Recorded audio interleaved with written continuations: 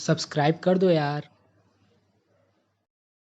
किसी ने बड़े कमाल की बात कही है कि सौभाग्यशाली होते हैं वो लोग जिन्हें समय और समझ साथ मिल जाते हैं, क्योंकि अक्सर समय पर समझ नहीं आती और जब तक समझ आती है तब तक समय निकल चुका होता है। नमस्ते दोस्तों, मेरा नाम है आरजे कार्तिक। आपके लिए एक छोटी सी कहानी। एक राजा बूढ़ा हो चला था। उम्र के इस पड़ाव में उत्सव मनाना चाहता था, अपने मित्र देश के राजाओं को बुलाना चाहता था, बड़ा कार्यक्रम करना चाहता था। उस कार्यक्रम की शोभा बढ़ाने के लिए उसने अपने राज्य की जो सबसे प्रसिद्ध नर्तकी थी उसको भी बुलाया, और उस कार्यक्रम में उसने अपने गुरुदेव को भी बुलाया जो उसके गुरुजी थे। कार्यक्रम शुरू हुआ। उस राजा ने अपने गुरुदेव को कुछ स्वर्ण मुद्राएं दी कि आप भी इस नर्तकी को पुरस्कृत कर दीजिएगा। शानदार सा रंगारंग प्रोग्राम चलने लगा दरबार में। जो राजा की बिटिया थी राजकुमारी, वो भी वहीं बैठी हुई थी। जो राजा का बेटा था युवराज, जिसे घोषित कर दिया गया था, वो भी वहीं बैठा हुआ था। कार्यक्रम चल रहा था, हर कोई इस परफॉर्मेंस पर ताली बजा रहा था। कार्यक्रम चलते चलते रात की 3-3:30 बज गई। उस नर्तकी ने देखा कि जो उसका तबला वाला था वो थोड़ा ऊँघने लगा, उसको नींद आने लगी। तो नर्तकी ने तभी एक दोहा पढ़ा। नर्तकी ने कहा, बहु बीती थोड़ी रही, पल पल गई बिताए, एक पलक के कारणे क्यों कलंक लग जाए। यानी कि एक बार अगर झपकी लग गई तो फिर कलंक लग जाएगा। तबले वाले को जगाना चाह रही थी कि भाई जागो, इतने अच्छे से सब कार्यक्रम हुआ है, तुम क्या गड़बड़ कर रहे हो। राजा को पता चल गया तो दंड मिलेगा। तबला वाला अचानक से चौंक गया। वो ढंग से अब तबला बजाने लगा, होश में आ गया। लेकिन उस दोहे का अर्थ सबने अलग अलग निकाला।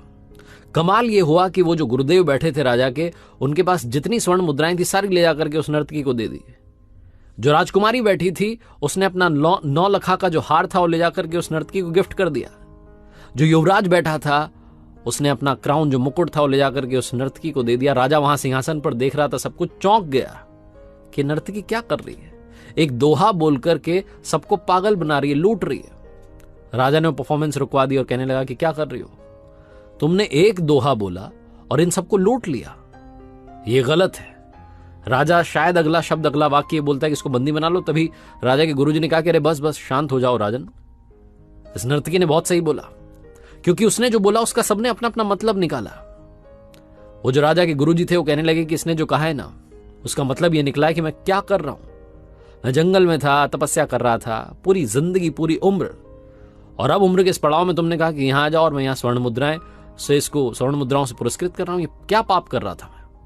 इस नर्तकी के दोहे ने मुझे जगा दिया है, मुझे बता दिया कि मुझे कहां होना चाहिए, यहां नहीं होना चाहिए।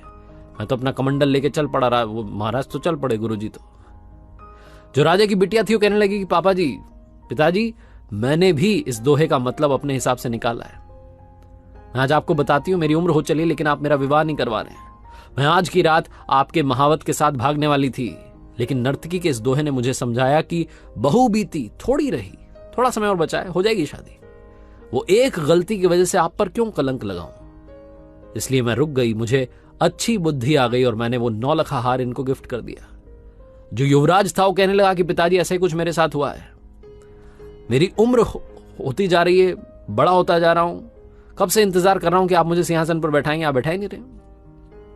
आज की रात मैं सैनिकों के साथ मिलकर आपको मारने वाला था, मैं अगला महाराजा बनने वाला था, लेकिन नर्तकी के दोहे ने मुझे बताया कि कितना समय और बचा है, तुझे भी सिंहासन मिलेगा, सब्र रख। वो एक गलती की वजह से पिता का खून अपने ऊपर क्यों लेता है, पिता का ही खून क्यों करता है, ये कलंक क्यों अपने माथे लेता है।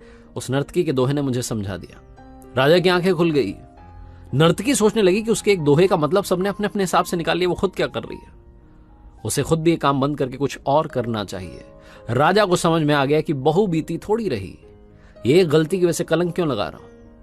राजा ने भी अपनी गलतियों को सुधारना शुरू किया। बेटी का विवाह करवा दिया उसकी पसंद के राजकुमार से। बेटे को सिंहासन सौंप दिया और खुद जंगल में चला गया सन्यास लेकर के। छोटी सी कहानी है, लेकिन ये दोहा समझाता है, बहु बीती थोड़ी रही, पल पल गई बिताए, एक पलक के कारणे क्यों कलंक लग जाए। लाइफ में हम बहुत पेशेंस के साथ, बहुत सब्र के साथ आगे बढ़ते हैं, अपनी मंजिल की तरफ बढ़ते हैं, अपने टारगेट को अचीव करने के लिए बढ़ते हैं। लेकिन कई बार हमें लगता है कि बस हमारा सब्र टूटने लगता है कि अरे बहुत हो गया, कुछ और करते हैं। बहु बीती थोड़ी रही, थोड़ा समय बचा है, थोड़ा सा और सब्र लेके चलिए, आप अपनी मंजिल तक पहुंच जाएंगे। एक बार फिर से कहना चाहता हूं जो अक्सर कहता हूं, कर दिखाओ कुछ ऐसा कि दुनिया करना चाहे आपके जैसा। याद रखिए, हर सोमवार सुबह 9:30 बजे मेरे साथ देखिए एक नई कहानी। और हां, अब आप मेरे साथ में हर शुक्रवार को सुबह 9:30 बजे एक लर्निंग सीरीज का नया वीडियो भी देख सकते हैं।